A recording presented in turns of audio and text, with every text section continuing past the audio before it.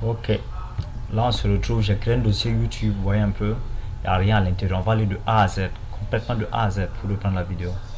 Et on va essayer d'aller dans les détails les plus simples. À la fin de cette formation, on essaie de réaliser des sites, deux sites, que ce soit un site e-commerce, un site, je sais, bon, de vente, on verra bien. Donc ici, vous avez le dossier YouTube que j'ai créé. Ici, j'ai ouvert quoi? Visual Studio Code pour utiliser l'éditeur que vous voulez. Vous voyez un peu. Donc là, on ouvre notre dossier dans Visual Studio Code. Et qu'est-ce qu'on fait? Déjà, ici, on va voir comment on utilise le JavaScript. Déjà, vous avez besoin de quoi? Vous avez besoin d'un éditeur de code. Et on va déjà créer notre premier fichier index.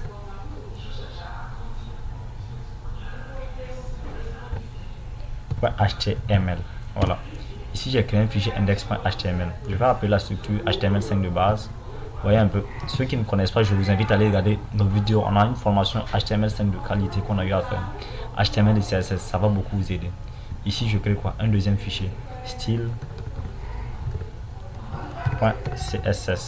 Ouais, style, excusez-moi. Style.css.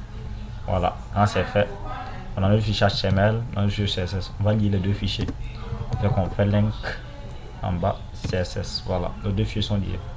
Là, je mets quoi? Une balise H4 formation JavaScript et je vais exécuter avec Live Server. Live Server qui est une extension qui permet de rafraîchir. Si vous ne connaissez pas, ne vous invitez pas avec. Voilà, ça j'enlève. J'ai fait précédemment et la caméra m'a lâché. Donc on reprend. Voilà, si vous avez votre fichier formation JavaScript, ce que je mets ici, vous voyez un peu formation JavaScript. Quand je fais P, j'apprends le JavaScript. Vous voyez, ça rafraîchit automatiquement. C'est juste ça. Maintenant, ici, on voit le JavaScript. On a trois manières de faire. Je vais vous apprendre les trois manières assez simples. La première, c'est quoi? Soit vous mettez votre JavaScript à la fin, à côté de la balise body. Vous voyez à ce niveau. Pour utiliser le JavaScript, qu'est-ce qu'on fait? On fait la balise, on utilise la balise script. Vous voyez un peu script, à la différence du link qui n'est pas à confondre. Maintenant, ici, on peut mettre notre code JavaScript. Tout notre code JavaScript, on le met ici. Si ici, par exemple, je fais console.log de hello world, ça, on a écrit notre première ligne de code JavaScript, vous voyez un peu. Mais vous voyez que rien ne s'affiche, c'est normal. Ici, ça, c'est pour loguer dans la console. En gros, c'est comme si c'est pour écrire un message. On reviendra dessus. Pour voir ça, qu'est-ce qu'on fait? On fait clic droit, inspecter l'élément. Voilà, vous cliquez sur console à ce niveau. Et voilà, vous voyez à Hello World. Si je change le message ici, Hello World, c'est une formation.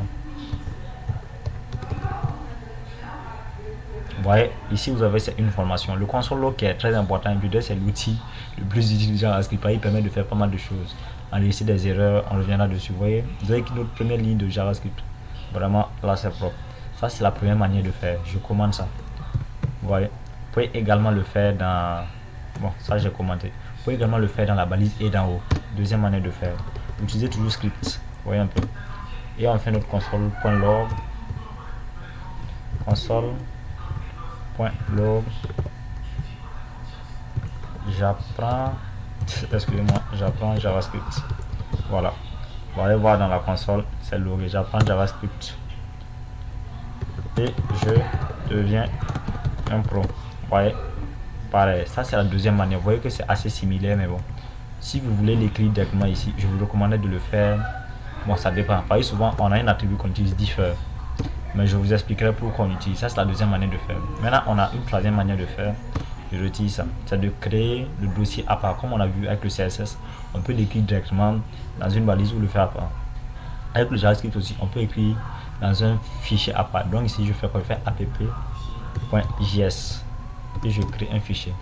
Ici, on met quoi? On met notre console.log. Console.log de hello world. Un fichier JavaScript. Parfait. Et ici, on revient dans index. Pour ajouter ça à peu près comme le CSS, mais à la différence de la balise link, parce que beaucoup confondent, on utilise script et vous faites ces scripts et vous faites src. Vous précisez le chemin d'accès. Le chemin d'accès que je précise, on a vu ça dans la formation HTML CSS. Si vous ne connaissez pas, je vous invite à aller regarder et revenir. Ici, on va préciser le chemin d'accès de notre fichier. C'est quoi? app.js. Vous voyez un peu, et là c'est fait. Mais lorsque vous utilisez ça, je vous conseille d'ajouter à la fin differ. On reviendra dessus pour voir ce que ça fait. Vous voyez un peu tout ce qu'on fait ici. Je fais un deuxième console.log voyez un peu, on a deux console.log à la ligne 1 et à la ligne 2. Ici on met quoi? J'ai 5 ans. Vous voyez un peu, vous pouvez faire autant de console.log que vous voulez. Vous voyez un peu, ça va se répéter à l'infini, ainsi de suite. Mais bon, ça c'était juste un truc de base pour voir comment utiliser JavaScript. Donc en conclusion, soit vous le mettez dans un fichier à part, soit vous le mettez à côté de la balise body, soit vous pouvez l'écrire également ici. Vous voyez un peu, c'était juste ça. Maintenant je vous remercie d'avoir suivi, abonnez-vous et on continue pour la suite.